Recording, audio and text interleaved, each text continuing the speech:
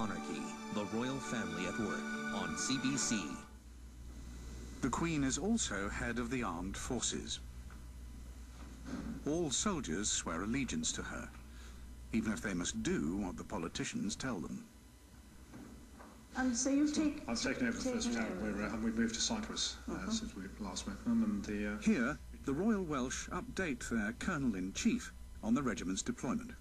Yes, we were in Iraq in 2004. 2004, yes. Sort of. Well, it all looks as though it's changing a bit, doesn't it? But I don't. One doesn't. It is now, know. yes, with the announcements of reduction of 50. I don't think it's very much, but no, and this is something that is clearly agreed by the Iraqis and the Americans. Here's hoping that it works. Let's hope so. Yes. So you've been commanding them. Well, Hugh's just handed over. So I've just handed over, ma'am. And we're sort of busy training to go to Iraq on the 15th of May. It'll be our third tour to Iraq in about 6 years, well, since 2003. Comes around terribly quickly, doesn't it, I'm afraid? Yeah. Which, for most of the soldiers, isn't a problem, because they're right up for it. But there are one or two who are suffering a little bit of Iraq fatigue and would rather go to Afghanistan or somewhere different for a change, Yes, given the choice. A different sort of sand. Absolutely. Different men. The monarch's grandest symbols are kept at the Tower of London. Some of the crown jewels will play a central role at the state opening. They're so precious that when they leave the tower, they must take a secret journey. Only one man can touch them. David Thomas, the crown jeweller. The position of crown jeweller is a personal appointment from the sovereign, and it was first created by Queen Victoria in 1843. Before the ceremony, David brings the imperial state crown to the palace in an unmarked box. The head that wears the crown must be comfortable with its weight, so she'll try it on before the day. First crown was first made for Queen Victoria's coronation in 1838.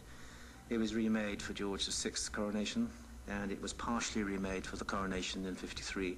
When I say partially remade, the head size was made smaller and the arches were lowered to make it more feminine and a lot lighter, because it still weighs 2.5 pounds. I mean, you've got the most fantastic collection of stones in here. Right in the front is the second star of Africa. First star is in the sceptre with the cross, which is also in the Tower of London. And the Black Prince's ruby right in the front. It isn't a ruby, it's a spinel.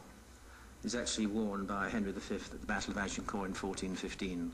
And the 4 pearls in the centre, 3 of which were on a necklace belonging to Elizabeth I. I think we have to be satisfied that we do have the finest stones in the English crown jewels.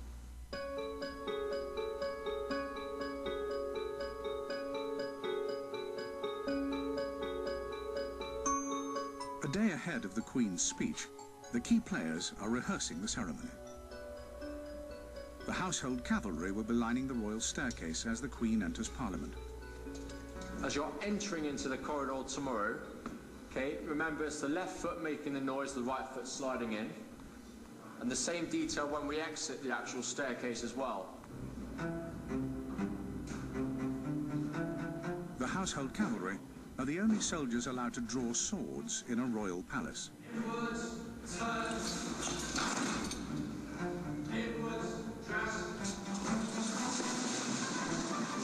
you go up there where he was. Go there.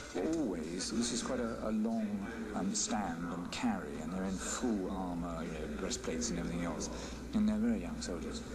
And every year, 1 or maybe 2 get sort of slightly, you know, overcome and have to be replaced. So they've always got 2 spare. Both left and right. Turn. Quiet. Quiet. In the Buckingham Palace billiard room, David Thomas is checking all the royal regalia for the state opening, including the cap of maintenance. Originally an inner lining for a crown, it symbolises the monarch's spiritual power. It does represent the sovereign, and it's carried before, as with the Great Sword of State, at all state occasions. This is velvet, red velvet cap, and the gold braid at the top here. And this is ermine. Ermine comes from the winter belly of a stoat. So if we ever need to replace ermine, we've got to go and find a stoat in the winter to get the fur from the belly. That's how you get the little black marks. And now it's ready to be carried in the carriage which goes with the crown and the great sword of state. Here we go. Lovely engraving on there. Again, it's silver gilt. It represents the sovereign's royal authority. At Westminster, the final stage rehearsal for the state opening of Parliament is underway. The Duchess of Norfolk stands in for the Queen. 4 pages, who must all be shorter than the monarch, will carry her train. Friends of the royal family, their reward is a day off school.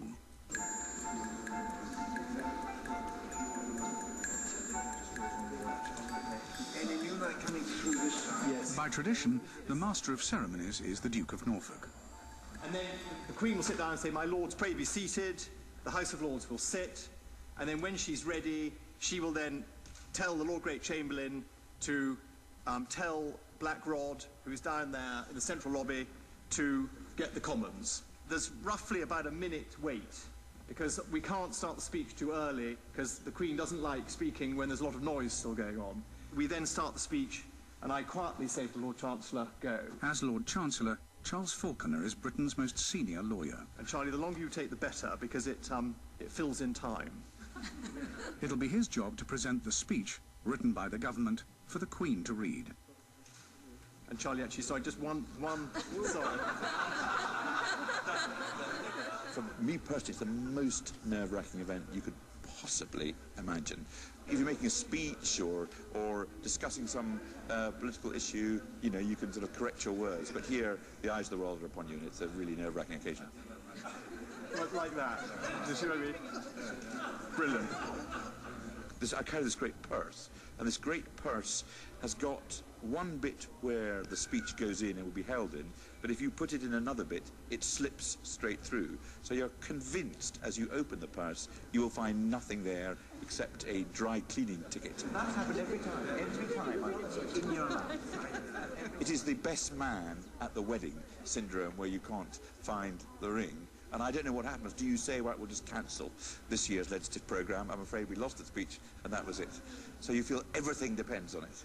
If you've got any questions, do come and ask them. But rehearsal over.